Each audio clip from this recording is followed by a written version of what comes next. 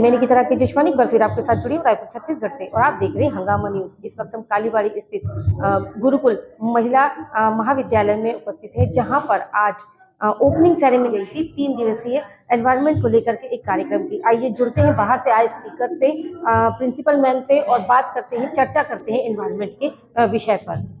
तो आप छोटा छोटा कंट्रीब्यूशन करिए, हर कोई आप भी कर सकते हैं। ऐसी कोई सी चीज नहीं है कि आपको गंगा जी के प्रदूषण को खत्म करने के लिए सेना लेके जाना है। And recycle, we will commit to and encourage the reduction of community's carbon footprint in every way we can to our people. आज यहाँ पर गुरुकुल महिला महाविद्यालय में साइंस डे का आयोजन हुआ, जो बहुत ही सार्थक है। जितनी भी देर में यहाँ पर हूँ, मुझे बहुत मज़ा आ रहा है। बहुत ज़्यादा ज्वलंत समस्या है एनवायरनमेंट, और हमें एज स्टूडेंट्स को समझाना है कि एनवायरनमेंट का वो कैसे उपयोग करें और उन्हें क्या करना है। अपने माइंडसेट को जब तक वो चेंज नहीं करेंगे तब तक कुछ भी नहीं हो पाएगा। और शायद हम लोग अपने छोटे छोटे प्रयासों से अपने भारत को अपने भारत के एनवायरनमेंट को प्रदूषण से फ्री कर सकते हैं।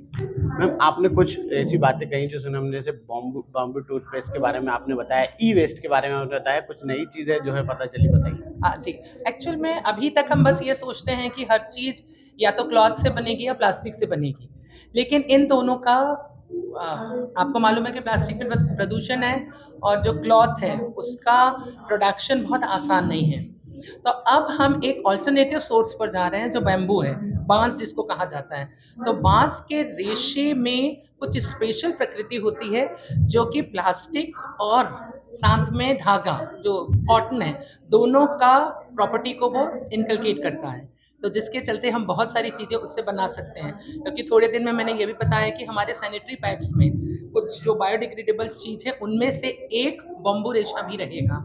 तो ई वेस्ट का सबसे बड़ा प्रॉब्लम यह है कि हमारा महत्वाकांक्षा कि हर पल मुझे नई चीज़ चाहिए, हर पल मुझे नया मोबाइल चाहिए, नया लैपटॉप चाहिए, नया एयरपॉड चाहिए, बट उसका साइक्लिक इकोनॉमी नहीं हो पा रही है कि उसको हम किसी ऐसे ई वेस्ट रिसाइकलर के पास नहीं भेज पा रहे हैं। वो एक एंड पर ख़त्म हो जा रहा है। ये है कि हर एक चीज़ का, जो चीज़ ख़त्म हो गई है उसी कंपनी को उसका प्रोडक्ट वापस लेना है जो खाली है, और उस पर भर के फिर देना है। क्योंकि आजकल एक नई चीज़ आ रही है, साइक्लिक इकोनॉमी। हमारा बल्ब खराब हो जाता है, हम उसको बाहर फेंक देते हैं, उसका फिलामेंट बाहर चला गया।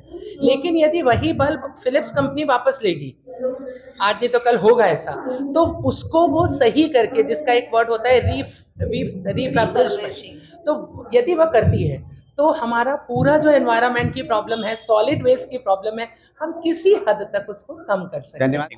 मैं doctor Tripti Agrawal Jain, principal Rungta college of science and technology, जो Sanjay Rungta group of institution से संबंधित है, भिलाई पर हूँ। और लगातार मैं एनवायरनमेंट पे काम कर रही हूँ, केमिस्ट्री पे काम कर रही हूँ, और हम कोशिश कर रहे हैं कि कुछ ऐसी चीज़ लाने की जो इको फ्रेंडली हो।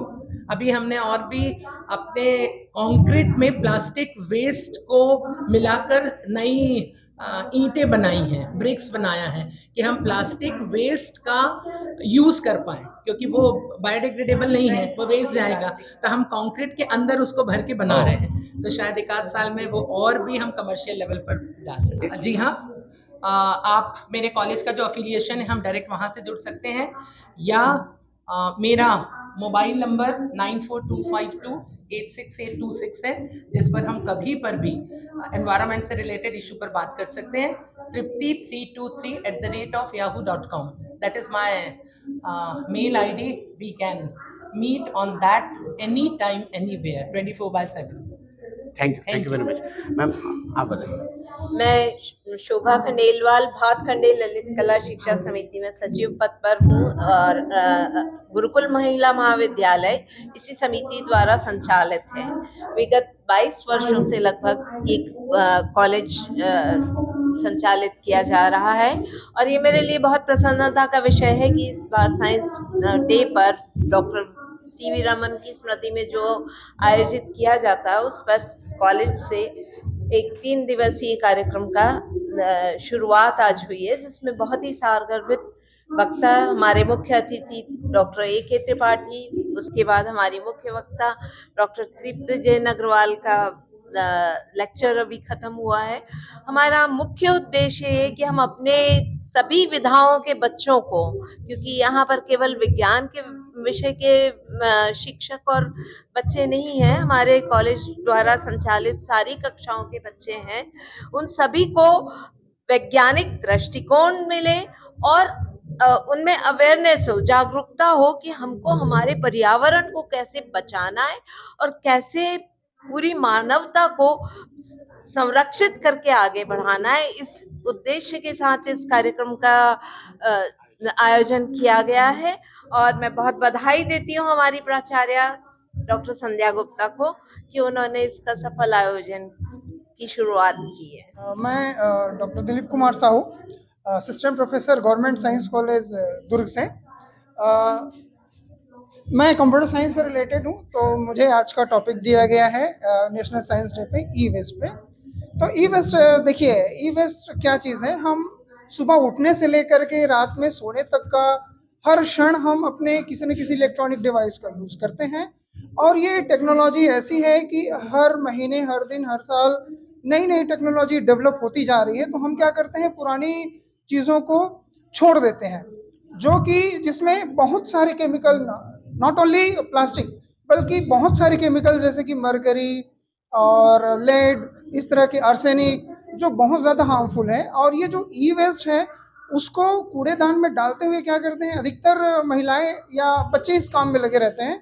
बच्चे इसलिए लगाते हैं, अधिकतर कंपनी जो है, मतलब नगर निगम में कोई भी संस्था जो है, जो कि जिसमें छोटे छोटे पार्ट्स होते हैं, इवन आप देखेंगे छोटे छोटे सर्किट्स जो होते हैं वो भी उसमें भी बहुत सारे केमिकल्स जुड़े हुए होते हैं, जो सीधे हमारे शरीर के लंग्स को प्रभावित करते हैं, हमारे त्वचा को प्रभावित करते हैं, कैंसर का कारण बनते हैं, जिसको लेकर के मैं इस कार्यक्रम में आया हुआ हूँ। बहुत बहुत धन्यवाद संध्या गुप्ता मैम का, जो मुझे इनवाइट किया, और मैं इसी पर यहाँ के बच्चों को इसी पर चर्चा करूँगा और अवेयरनेस फैलाऊंगा कि कैसे WHO ने या हमारे गवर्नमेंट ऑफ इंडिया ने क्या क्या व्यवस्थाएं इसके लिए कर रखी है और हमें किस तरह से सावधानियां लेते हुए हम इनसे बच सकते हैं। धन्यवाद। यानी रिफर्बिश और रिसाइकलिंग का जो, जी हाँ, उस पर मैम से जानना चाहेंगे। मैम, आपका क्या कहना है इस बारे में?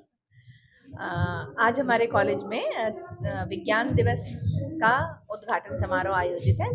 जैसा कि हम सभी जानते हैं कि इस बार हमारे माननीय प्रधानमंत्री श्री नरेंद्र मोदी जी ने विकसित भारत, उन्नत भारत से और विज्ञान, यही मुख्य उद्देश्य दिया है हमारे विज्ञान दिवस के आयोजन का। तो हमने भी प्रयास किया कि यदि हमको भारत को विकसित करना है तो हमको अपना पर्यावरण जो है वो संरक्षित और सुरक्षित रखना पड़ेगा, और इसलिए हमारे महाविद्यालय में विज्ञान दिवस का मुख्य उद्देश्य है एनवायरमेंटल मैनेजमेंट। तो हमने इस 3 दिन में आज पहला दिन लेक्चर रखा है, सेमिनार रखा है, जिसमें विज्ञान और पर्यावरण के विषय में जानकारी देने के लिए हमने अतिथियों को आमंत्रित किया। कल हमारे महाविद्यालय में बच्चों का पोस्टर कंपटीशन, क्विज कंपटीशन और मॉडल एग्जीबिशन है, जिसका भी मुख्य उद्देश्य हमारा सेव एनवायरनमेंट, सेव अर्थ है। और तीसरे दिन हमने पावर पॉइंट प्रेजेंटेशन रखा है और जिसका क्लोजिंग सेरेमनी होगा। सबसे इम्पोर्टेंट बात यह है कि हमारे यहाँ 3 दिवसीय विज्ञान दिवस जो है वह भारत सरकार का एक उपक्रम DST द्वारा प्रायोजित और उत्प्रेरित है। जितने भी व्याख्याता आए हैं आज हमारे बीच, जितने भी हमारे लेक्चर स्पीकर्स आए हैं, उन्होंने बेसिकली महाविद्यालयीन छात्राओं को यह बताने का प्रयास किया है कि विज्ञान क्या है और हमारे दैनिक जीवन में विज्ञान का क्या महत्व है। ऐसे तो हम सभी जानते हैं कि systematic knowledge is science, but हमको ये समझना पड़ेगा कि हमारी day to day, routine to routine activity जो है वो विज्ञान है, और विज्ञान या खुद को विकसित बनाने के लिए बहुत ज़रूरी है कि हम पर्यावरण को संरक्षित रखें। और पर्यावरण को संरक्षित रखने में विज्ञान का क्या महत्व है, यही डॉक्टर तृप्ति जैन अग्रवाल, डॉक्टर दिलीप साहू और डॉक्टर भानुश्री गुप्ता जो है हमारे बच्चों को बताने के लिए आए हैं। धन्यवाद। मैं डॉक्टर संध्या गुप्ता, प्राचार्य गुरुकुल महिला महाविद्यालय। त्रिलहरी गुरुकुल महिला महाविद्यालय की कार्यक्रम अधिकारी। जैसा कि आज हमारे यहाँ 3 दिवसीय साइंस डे सेलिब्रेट किया जा रहा है, जिसमें हमारे रिसोर्स पर्सन जो बाहर से आए हुए हैं वो हमारा पर्यावरण जो प्रबंधन है उस विषय पर हम यहाँ पर आज कार्यशाला के रूप में आयोजित कर रहे हैं, जिसमें उन्होंने बताया कि किस तरीके से आज हम पर्यावरण को सुरक्षित और संरक्षित रख सकते हैं।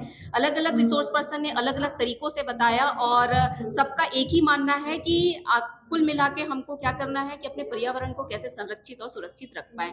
जैसे कि अगर हम लोग ई वेस्ट की बात करें, ई मैनेजमेंट की हम लोग बात करते हैं, या हम लोग पॉलीथीन की बात करते हैं, या हम लोग जल संरक्षण की बात करते हैं, तो सभी का कहना यही है कि आज अगर हमको संतुलन चाहिए तो हमको इन सबको भी संतुलित करना पड़ेगा, तब जाके हम पर्यावरण को संरक्षित कर पाएंगे और आने वाला जो हमारा पीढ़ी है वो भी बहुत अच्छे तरीके से अपने जीवन यापन को कर पाएगा।